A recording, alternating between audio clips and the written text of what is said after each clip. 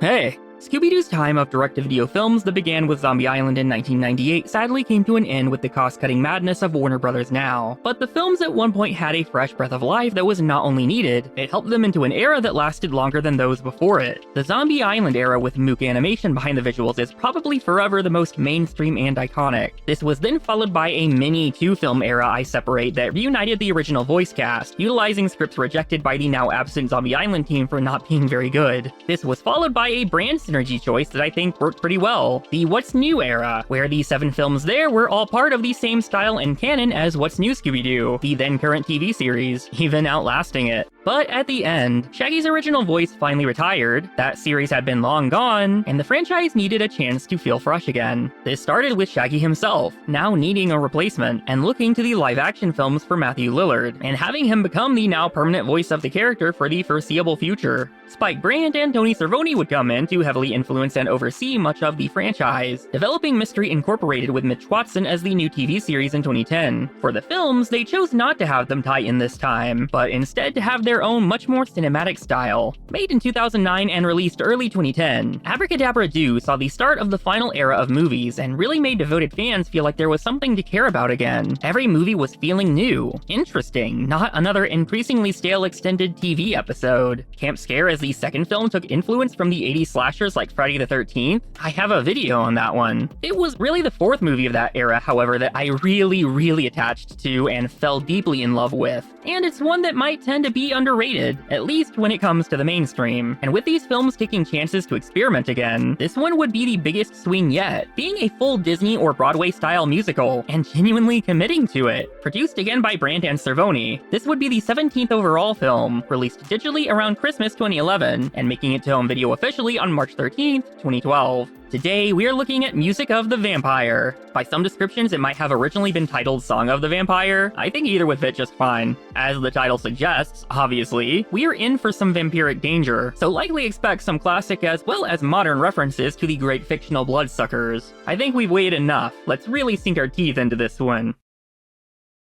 As the title card hits, this movie kicks the music in immediately, but most of these would play a really good song over opening credits anyway, so it still may not set the real mood just to have a song. To ensure that clicks within 2 minutes, we see this song is sung by a person and not just an insert, in this case the character Thule. Notable about that is, this opening takes us to a bayou, not unlike Zombie Island, and the ferry driver that helped the gang through the bayou in that movie was voiced by Jim Cummings. The voice of Thule, who's singing this song about the bayou, is himself none other than Jim Cummings. Now, you probably know him for being the modern voice of Boo and Tigger or his billion other roles, like Ray from The Princess and the Frog where he's doing the exact same voice. Either way, it's funny they called him back to Scooby for the first time since Zombie Island just to put him in another bayou. Bayou Breeze as an opening song is fine. It sets the tone and keeps it short, but on a soundtrack I'd just bypass it for the next one. It's not meant to be a flashy, memorable tune you know all the words to. If anything, it's meant to be like the opening song of Disney's Aladdin, Arabian Nights, even in name, Bayou Breeze, which also plays out the same way down to a narrator talking to the audience, just not as memorable IMO. Speaking of, talking right to the camera as he breaks the fourth wall, Thule also warns us about the vampires out there. After all, we are back in Louisiana for this mystery, and many speculate that that itself is another fictional vampire reference, in this case to the popular HBO series True Blood, based on the book series which takes place there. Thule then shows us the jewels of a vampire bride he says he found, but also adds the bride didn't want to marry a vampire. As he mentions a talking dog, he stops from getting ahead of himself, and sends us back to the beginning of the story. We find ourselves with Scooby and Shaggy underground, where Shag actually starts to sort of have a breakdown because all the recent cases are starting to merge in his head. After finishing up the case and seeing how exhausted everyone is, Thelma decides it's time for a vacation. And as their road trip begins, Daphne rightfully pops in a CD to listen to some show tunes. Looking forward to whatever is planned, we get our second song, and my favorite since the day I first watched this, Done with Monsters, as they go over the things they are looking forward to as Velma drives them to her surprise. And I have to say, Matthew Lillard really did his big one on this song. He does not have a ghost singer, he's doing it, and he sounds amazing while still sounding like Shaggy. Don't want nothing that I need to bury,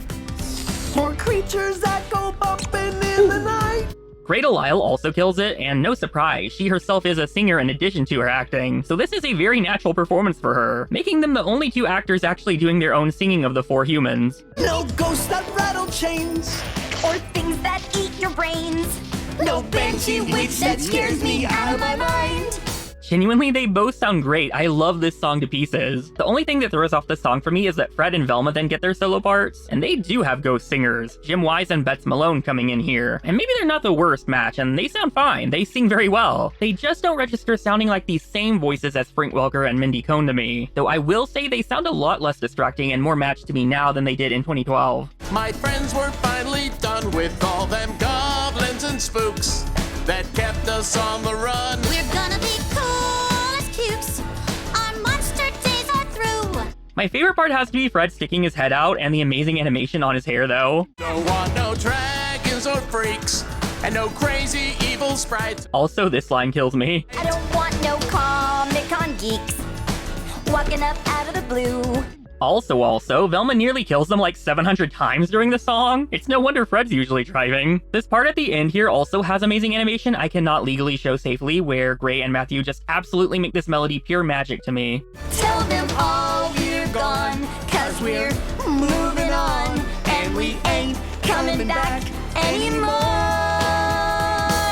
And the song is appropriate thematically, because they're meant to be listening to show tunes, helping them arrive at their destination. Velma translates the name of the place from French, which turns out to be Little Bat Town. Not as monster-free sounding as the others hoped. They almost run over this kid dressed as a vampire to make it worse, Velma explaining he's here for the local vampire festival she happened to not mention. And boy is it one, Vampire Palooza went all out. Vampires are so romantic.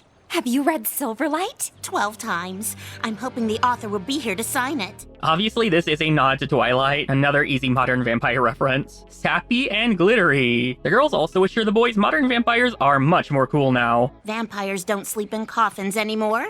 They sleep in Seattle.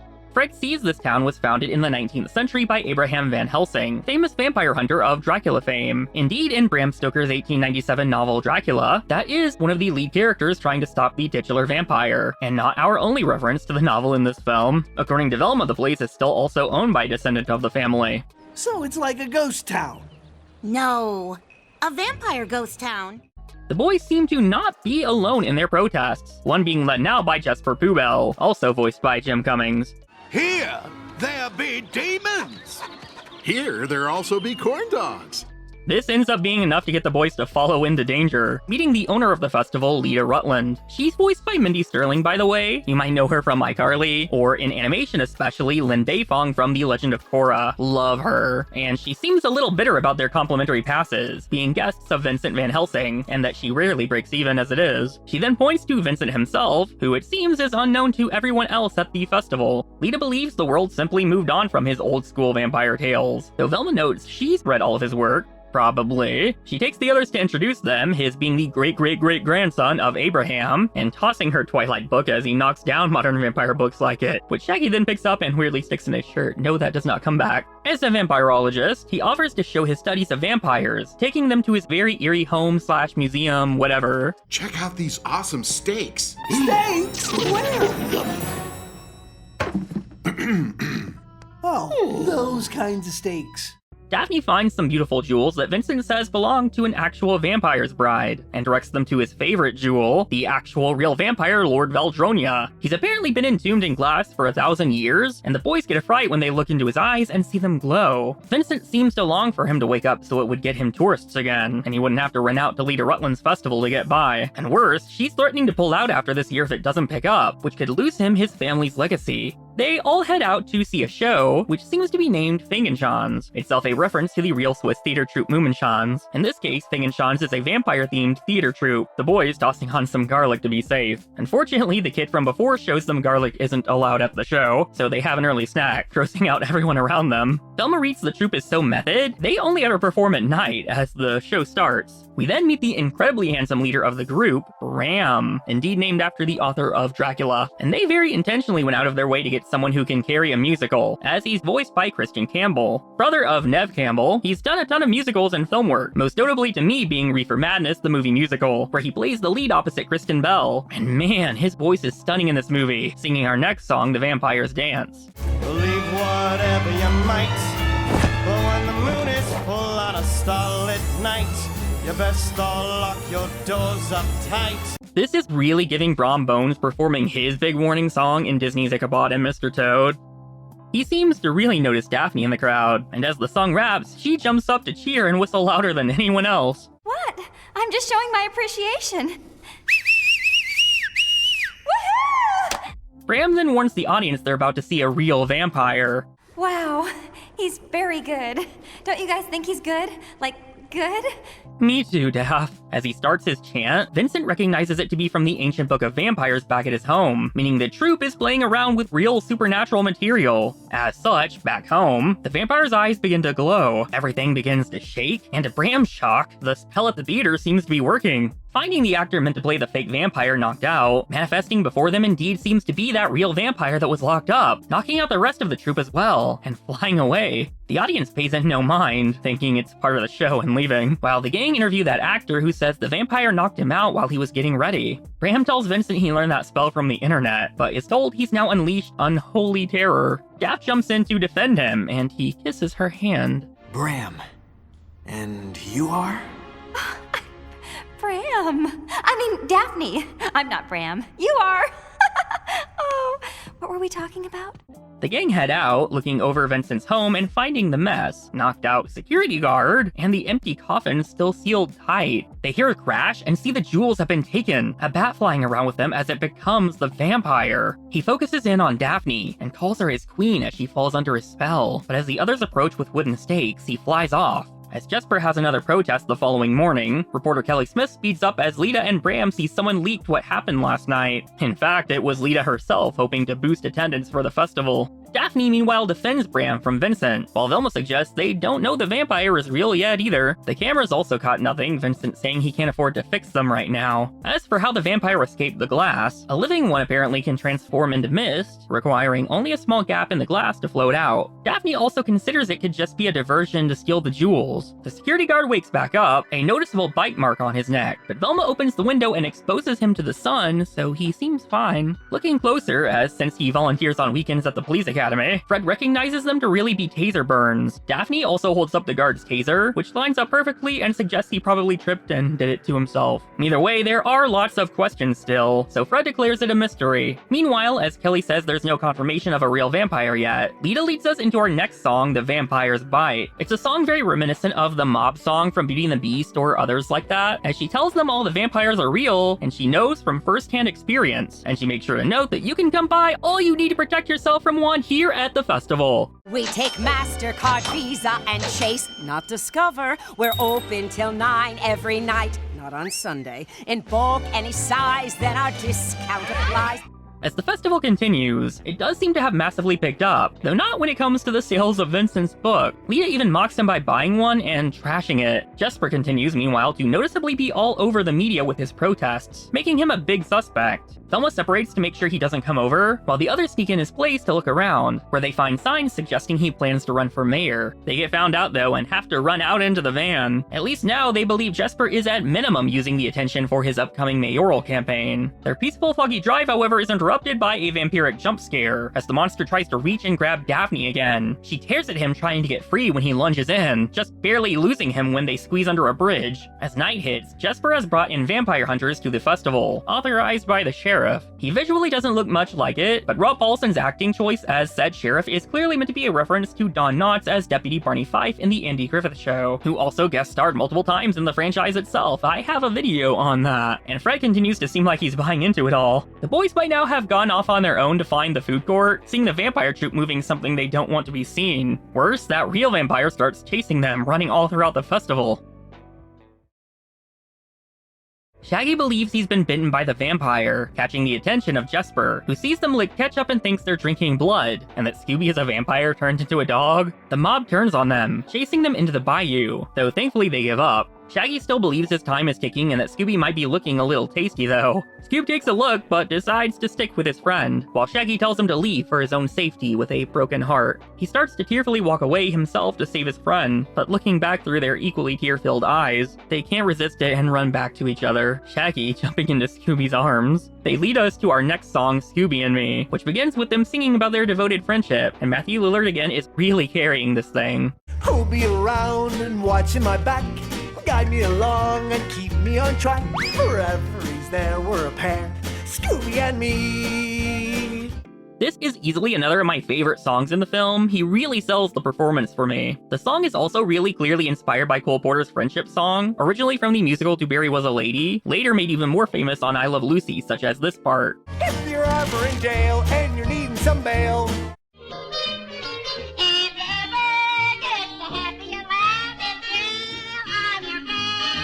Even the instrumental and everything is clearly a reference to that. Unfortunately, only a gay person would probably GAF and know this reference to begin with. Anyway, this really is a true musical moment. We even transition over to see the festival being shut down simultaneously. Shout out to this sign saying "Here Comes the Sun," a diabolical Beatles reference. Lita, Vincent, and Jesper then join in for their own sung parts as the song starts to ramp up. The vampire troupe even starts to join in. Everyone moving towards something that's all converging. So the song goes from being very Cole Porter to basically being a big reference to songs like the Tonight Quintet from the musical West Side Story.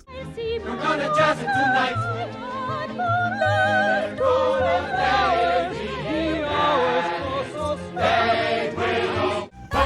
Got a show to do. Curtain up. hey Scooby-Doo, oh, listen to me. You can't do this to me. Doesn't anyone see? Why this happened to me? It's always going to be Scooby and me. Scooby really said, "We're a musical today, get out the damn musical references to pull from." And man, it really works. As literally everyone joins in, if this wasn't already a movie highlight, it really becomes one by the end. Back to them, the girls and Vincent see Lita say she's never coming back to the town now, which means Vincent is out of luck. As Fred worries about the boys getting got by the real vampire as well, Thelma has Daphne show what they found. That piece of its cloak she tore when it attacked her in the van. And the big thing is, this is no 1,000-year-old garment. It's clearly polycryllion, a synthetic material first produced in 1997. Girlfriend knows her fabrics. Vincent does chime in and say the outfit the vampire had was new, confusing Velma since he'd said it was sealed for 1,000 years. He explains that since the clothing had disintegrated over time, they briefly took the opportunity to unseal, authenticate, and replace the clothing for modesty. He adds the vampire itself was fine because it technically is still somewhat living even when asleep like that, and shows the original clothing he preserved. It does to Daphne's keen eye seem to be fabric not made for the last 500 years. Vincent condemns the vampire troupe for unleashing this, to which Daphne takes the opportunity to volunteer looking into them. I bet you will. Freddie, do I detect a little twinge of jealousy?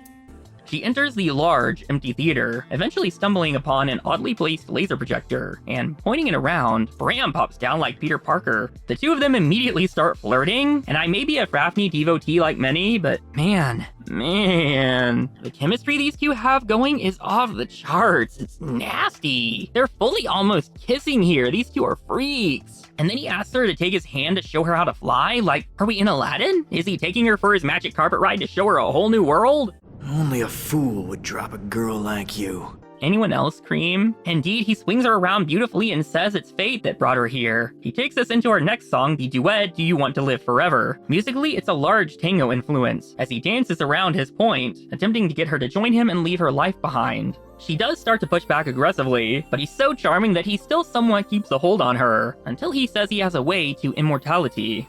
You'd be Bram's immortal friend. For real? That's the deal. I really love the musical influences here as well. It just feels so classic to me. Will I stay cute? Absolute. We'll be going down in history.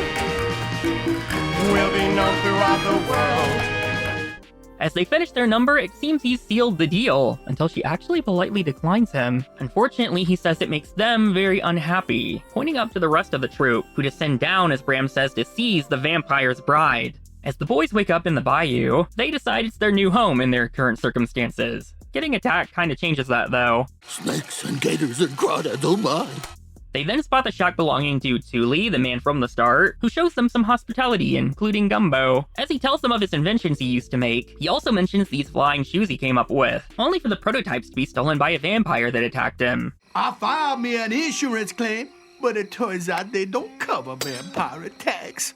Ever since that happened 2 or 3 weeks ago, he's been hiding here and planning his revenge. As the boys head out, Velma looks into some of the books here and sees the stolen jewels are part of a vampire wedding ceremony. Vincent says if the vampire takes the soul of his immortal bride, it gives him unbridled power. Also, shout out to Yassified Nosferatu here. Thelma notes the ceremony must take place on the third moon following the vampire's release, which would be tonight. Just as they consider he'd still need a bride, Daphne manages to text and say she's been kidnapped. Very kind of them to let her keep her phone and not tie her hands, I suppose. Knowing the vampire troupe is involved now, Vincent tells them those who offer the bride will be rewarded with immortality, so they need to head out fast. You know, I'm pure of heart. Does anyone ever think of kidnapping me? No. Bram out in the bayou confirms their suspicions, while the others head in to find Daphne before they succeed. Suddenly something grabs Vincent and drags him away, and when they chase a shout, Fred ends up shooting at the boys. Thelma then climbs up to free Shaggy and confirms he is in fact not bitten, he just has a splinter. I'm not gonna turn into a blood-sucking weirdo. Bloodsucker? No. Weirdo? We're too late for that.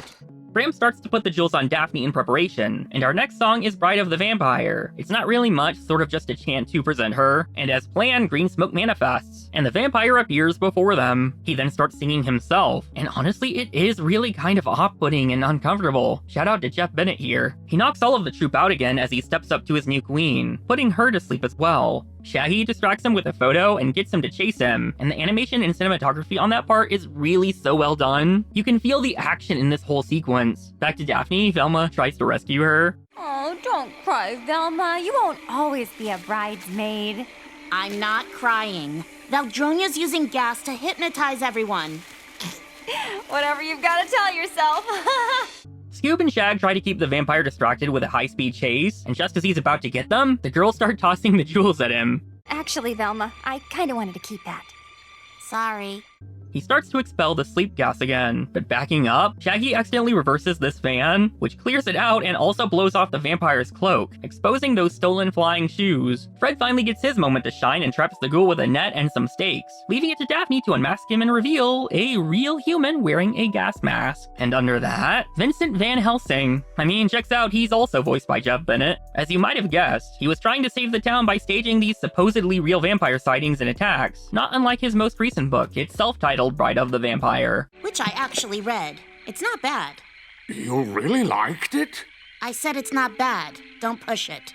If he created a legend of a real vampire here, tourists would come year-round and be more likely to buy his books. Even better, he wouldn't need Lita and her festival to get by. As for the vampire troupe, they're just so method that they were easily duped into becoming pawns of the plan and believing it. They deadass thought they conjured up a real vampire, and wanted to please him for immortality. Fred remembers Vincent was with them in the audience when that happened though, to which Daphne brings up that laser projector she found, likely using that not only for the theater, but also to make the illusion of the vampire in the glass coffin at his museum. That would also explain his security cameras not working. They were rewired for these special effects. Thelma also notes Vincent must have worried his plan was about to fail when Daphne tore off the modern fabric of his cloak, and passed off random ancient fabric in the museum as a cover-up story about replacing the original. He then conveniently took himself out of the climax by rigging these fake arms to grab him, another theater prop he triggered with his kicking around. And that sleep gas would be used so nobody would remember anything but seeing the vampire, and awake believing they were mesmerized. As everyone involved is arrested, Fred adds that Vincent planned to gas everyone at the wedding, and leave eyewitnesses to tell everyone that it happened. The vampire troupe already lived like vampires, so they'd never know the difference and believe they were really immortal. You've really thought of everything.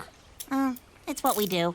Bram tries to shoot his shot one last time with Daph, but she turns him down. She's much stronger than I am. I've wanted a piece of that Bram pie since I was 15. Shaggy still wonders why Vincent needed them here, and he explains they were to be his credible witnesses among the weird vampire-obsessed people here that would want to believe anything, being respected monster hunters. We're respected?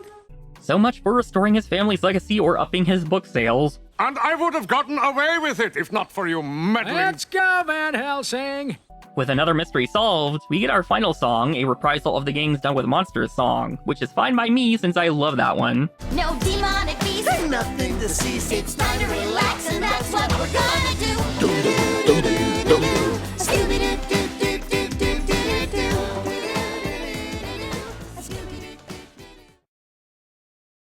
And that's Music of the Vampire. Really, this has to be one of the most underrated movies of the modern era, and easily my personal favorite. I know it's cliche for the gay person to love musicals, but I love musicals, and this one may not be the greatest one I've ever seen, but it's pretty darn good. And I love Scooby as well, so the combination works out. I was the exact target audience for this one. I love the references to other musicals, many I haven't even gone into, and the way so much of it is framed visually. There's so much interesting cinematography in the way they framed and shot the film, especially the musical sequences. Sure, some of the songs could be a little tighter, maybe sometimes they are a little derivative, but really it's a direct-to-video Scooby film. I feel like it's honestly above average for what somebody might casually expect. Done with Monsters as our first actual song, the characters we know sing really sells this one. It's such a fun song, and I can't even tell you how many times I watched it on repeat when this thing came out. 15-year-old me was living for this movie. Scooby and Me is easily the other highlight, between Matthew Lillard just absolutely carrying this movie on his shoulders, and then the way it splits into the chaos of everybody singing together. I just love the moments in musicals like that, and I can't forget Do You Want to Live Forever either. I was a lot more obsessed with it when I was 15. I don't think it's actually quite doing as much as I thought it was, as strong as I thought it was, but it's still one of my favorite moments, and I love giving Daphne a song as well as allowing her to show her agency. Like I said, Bram honestly is such a good character for the role he has to play. He really is suave and so handsome that he can easily pull someone in. If Daphne wasn't so strong, he could have easily convinced her to go along with his plan. I would have said yes. Make me the vampire bride. Just make me yours in particular. Not the old guy, please. Having Christian Campbell play him, somebody that actually comes from a musical theater background, also really helps to sell the part. I think his voice is what truly makes the design click all the way into place.